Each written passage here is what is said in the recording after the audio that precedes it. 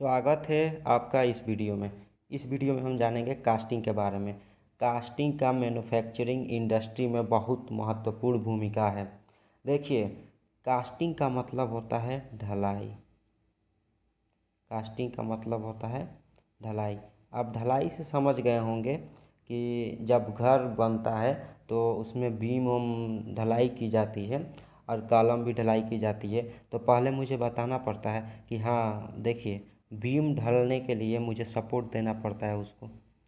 मान लीजिए इसमें ढलाई करनी है, इसमें ढलाई करनी है, तो यहाँ पे सपोर्ट दिया जाता है ना। यहाँ पे हम सपोर्ट दे देते हैं लकड़ी की मदद से। और यहाँ पे देखिए, यहाँ पे हम मटेरियल को फिर भरना शुरू कर देते हैं। तो ये सपोर्ट जो दी रहती है लकड़ी, यह लकड़ी सपोर्ट दी रहा है तो यही ना इसको टिका हुआ है, इस पे मटेरियल भर दिया जाता है, तब यहाँ पे हमारी ढलाई संपूर्ण हो जाती है। तो इसमें यही कहा जाता है कि कास्टिंग का मतलब होता है ढलाई। यहाँ पे मटेरियल को भर के ढलाई पूरी कर ली जाती है। ऐसे ही रेफ्रिजरेटर आप देखे होंगे। रेफ्रिजरेटर में हम लोग क्या करते हैं कि कोई देखिएगा उसमें पानी से बर्फ़ जमाना हो तो क्या करते हैं कि वहाँ पर रेफ्रिजरेटर में दिया रहता है, कुछ इस टाइप का कैविटी दिया रहता है, कुछ इस टाइप का कैविटी दिया रहता है।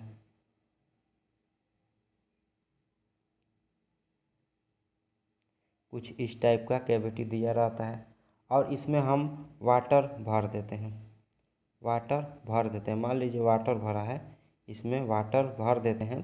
तो यहाँ पे कुछ देर के बाद रेफ्रिजरेटर में रखते हैं तो कुछ देर के बाद यहाँ पे ये बर्फ़ पानी जो होता है ये बर्फ़ में बदल जाता है। पानी जो होता है बर्फ़ में बदल जाता है। तो देखिए, कास्टिंग ये भी एक कास्टिंग है। जैसे कास्टिंग करने से पहले मुझे पता था ना, यहाँ पे जो बना रहता है इसको बोलते हैं हम mould cavity. Cavity, mould cavity बोलते हैं इसको। मोल्ड कैविटी बोलते हैं। मोल्ड कैविटी बना है यहाँ पे और इसमें हम लोग वाटर भरते हैं। तो कुछ देर के बाद रेफ्रिजरेटर में रखते हैं तो वो बर्फ़ में परिवर्तित हो जाता है। तो ये भी एक कास्टिंग प्रोसेस है। ऐसे ही देखिए कि मान लीजिए ये मेरे पास एक बॉक्स है। अब मुझे कुछ इस टाइप का शेप तैयार करना था। मुझे कुछ इस टाइप का शेप तैयार करना था कास्टिंग के मदद से। तो हम इस बॉक्स में पहले पैटर्न तैयार करते हैं। पैटर्न तैयार करेंगे मतलब इसका डुप्लिकेट, इसका क्या करेंगे, पैटर्न तैयार करेंगे। इसका डुप्लिकेट होता है, पैटर्न तैयार करेंगे हम। उसके बाद पैटर्न तैयार करने के बाद वहाँ पे मोल्ड बन जाएगा, कैविटी, मोल्ड कैविटी बन जाएगा। तो देखिए इसी के अंदर, बॉक्स के अंदर ऐसा ही हम पैटर्न तैयार कर देंगे। पैटर्न का मतलब होता है उसी का डुप्लिकेट और इसी को हम नाम दे देते हैं cavity, sorry mould cavity. Mould cavity इसी का नाम दे देते हैं। और देखिए, अब इसमें हम क्या करते हैं, इसमें हम क्या करते हैं, एक मिनट। इसमें हम फिर देखिए यहाँ जो साइड साइड में है इसको हम सेंड से भर देते हैं। मिट्टी यहाँ पे, मिट्टी ऐसा मिट्टी देंगे जो ये तापमान को बर्दाश्त कर सके। क्योंकि जो इसमें हम मटेरियल भरेंगे वो हीट रहता है, बहुत हीट होता है और लिक्विड के फॉर्म में होता है। जो इसमें मटेरियल भर के कास्टिंग की जाएगी वो लिक्विड के फॉर्म में रहेगी और बहुत हीट रहता है। और यहाँ पे ऐसा मिट्टी भरेंगे हम जो हीट को सहन कर सकें। मिट्टी भरने के बाद यहाँ पे हम मटेरियल की सप्लाई करेंगे। मटेरियल की सप्लाई करने के बाद यहाँ पे आपका ये फाइनल इस प्रोडक्ट में आ जाएगा। और यह मिट्टी को हटाकर जब हम ये वर्कपीस निकालेंगे तो इस रूप में आ गया होगा। चलिए इसका हम डायग्राम देख लेते हैं अच्छे से और समझ लेते हैं कास्टिंग होता क्या है। देखिए कास्टिंग का डायग्राम आपके सामने आ गया है। देखिए, सबसे पहले इसमें हम जानेंगे कि मोल्ड फ्लास्क क्या होता है। देखिए, दो प्लेटें होती हैं, एक प्लेट ये, एक प्लेट ये। इसको बोलते हैं ड्रैक। नीचे वाले को देखिएगा, दो प्लेट का यूज किया जाता है, नीचे वाले को ड्रैक बोला जाता है। ये बात को याद रखिएगा, नीचे वाले ड्रैक होता है और ऊपर वाला कोप होता है। ठीक, कास्टिंग नीचे वाला ड्रैक होता है, ऊपर वाला कोप होता है, और एक बीच में लाइनिंग होती है, उसको बोलते हैं पार्टिंग लाइन। इसको बोलते हैं पार्टिंग लाइन हम। तो इस बात को आप समझ गए। अभी हम बताएंगे कि दोनों प्लेट का क्या यूज है और क्यों है, कैसे है। देखिए, मोल्ड फ्लास्क क्या होता है। मोल्ड फ्लास्क वो होता है कि इस दोनों प्लेट के मध्य जो भी क्रियाएं हो रही हैं, जो भी कास्टिंग करने के लिए प्रक्रियाएं हो रही हैं, वही बोलते हैं, उसी को बोलते हैं मोल्ड फ्लास्क। मोल्ड फ्लास्क का मतलब होता है कि उसके अंदर जो भी प्रोसेसेस हो रही हैं कास्टिंग की, उसी को मोल्ड फ्लास्क बोलते हैं। और नीचे वाले प्लेट को ड्रैक और कोप बताया है ये आपको, ऊपर वाले प्लेट का कोप ये आपको बताया है ये। और पार्टिंग लाइन, इस डॉटेड लाइन को बोलते हैं बीच वाले को। अब देखिए, अब देखिए इसमें यहाँ पे आपका बना है मोल्ड कैविटी। देखिएगा, मोल्ड फ्लास्क आप जान गए, नीचे वाले प्लेट को ड्रैक बोलते हैं, ऊपर वाले को कोप बोलते हैं, ये भी आप जान गए। और इसको बोलते हैं कास्टिंग सिस्टम। जो भी क्रियाएं हो रही हैं मोल्ड फ्लास्क, तो इसके अंदर जो भी क्रियाएं हो रही हैं उसको बोलते हैं मोल्ड फ्लास्क, और इसके अंदर जो भी है वो कास्टिंग सिस्टम है। इस बात को आप समझ रहे होंगे। अब देखिए, यहाँ पे आपका दिखा रहा है, फिर यहाँ पे मोल्ड कैविटी। अभी आपको बोले हैं हमने कि ये मोल्ड किससे तैयार होता है, पैटर्न से। अगर मान लीजिए कि हमने आपको बोला है कि मुझे कुछ ऐसा वर्कपीस तैयार करना है,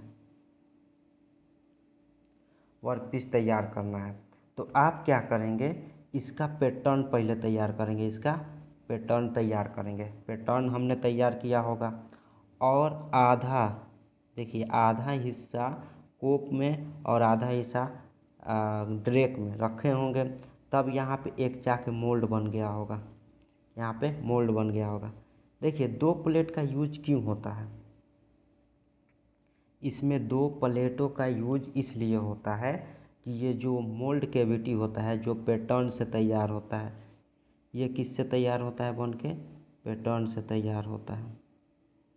मोल्ड कैविटी को बनाने से पहले मतलब देखिए, यहाँ पे ऐसा वर्कपीस बनाना था मुझे, ऐसा वर्कपीस बनाना था, उसका हमने पैटर्न तैयार होगा, इसका हूबहू एकदम तैयार किए गए होंगे, और ये लकड़ी का पैटर्न बनाया गया होगा।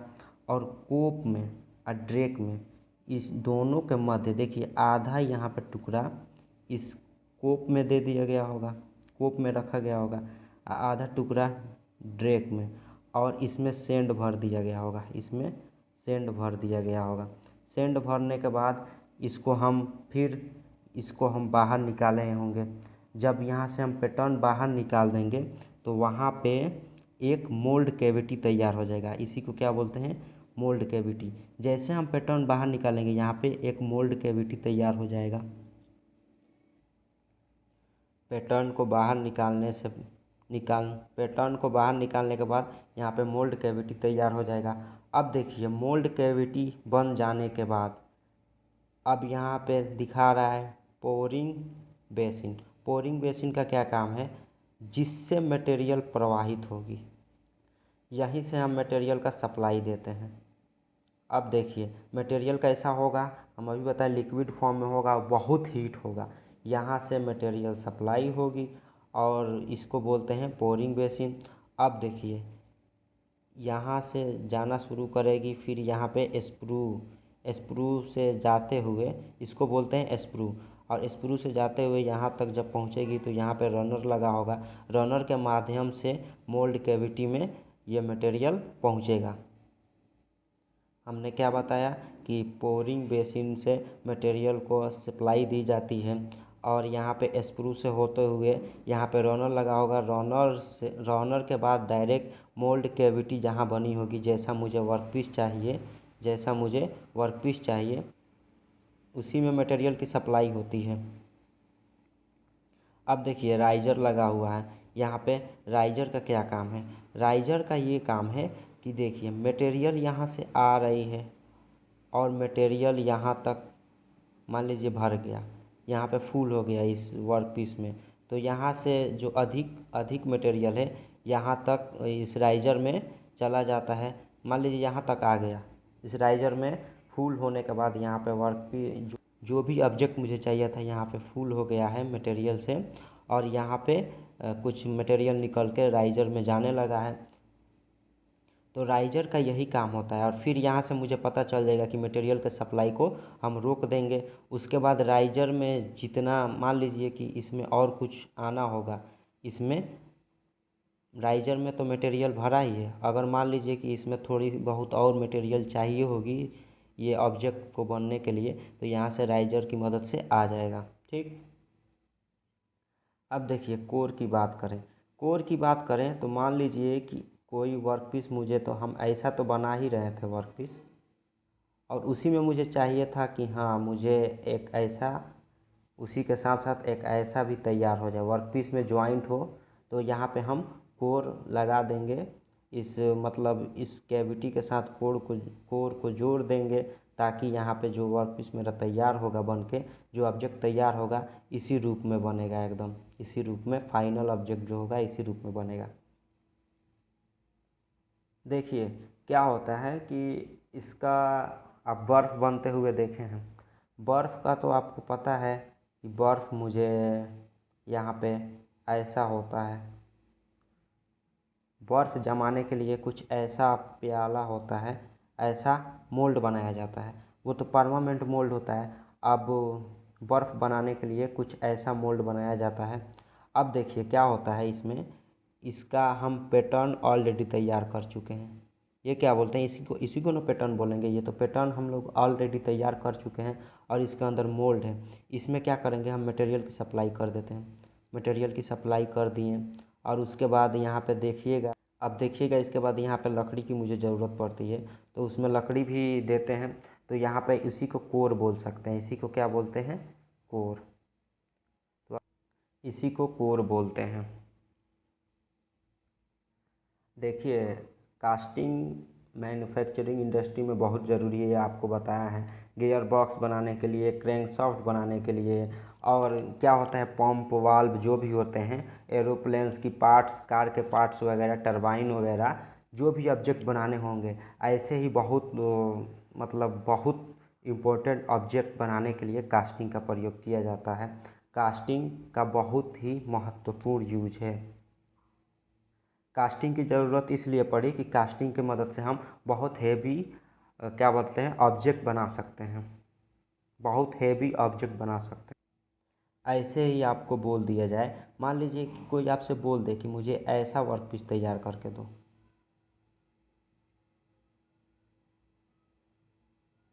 ऐसा वर्क पीस कह दे कि मुझे ऐसा ऑब्जेक्ट बना के आप दीजिए, तो इसमें क्या करेंगे कि बहुत सारी मशीनिंग प्रोसेस करेंगे ना, इसमें बहुत सारी हम मशीनिंग प्रोसेस करेंगे, तब जाके फाइनल मेरा ये वर्क पीस तैयार हो जाएगा। और कास्टिंग ऐसा कर दिया है, कास्टिंग इस काम को इतना इजी कर दिया है कि आप पहले इसका पैटर्न तैयार कर लें। पैटर्न तैयार करने के बाद, जैसे पैटर्न तैयार कर लीजिएगा वहाँ पे मोल्ड, पैटर्न तैयार करने के बाद पैटर्न तैयार कर लीजिएगा और चारों तरफ से मान लीजिए सेंड भर दीजिएगा, मिट्टी भर दीजिएगा, तो वहाँ एक मोल्ड क्रिएट हो जाएगा। फिर पैटर्न को बाहर निकालते हैं तो यहाँ पे मोल्ड क्रिएट हो जाता है, और जो भी पोरिंग बेसिन की मदद से मटेरियल की सप्लाई करते हैं और ऐसा इसमें भर जाता है, और जो भी राइजर वाइजर लगा होता है जिसके हिसाब से इस कास्टिंग प्रोसेस संपूर्ण होता है। और फिर इसके बाद कास्टिंग प्रोसेस संपूर्ण हो जाता है और वर्कपीस मुझे ऐसे रूप में तैयार हो जाता है। तो अगर ये वीडियो मेरा अच्छा लगा हो तो आप इस वीडियो को लाइक करें, चैनल को सब्सक्राइब करें। धन्यवाद।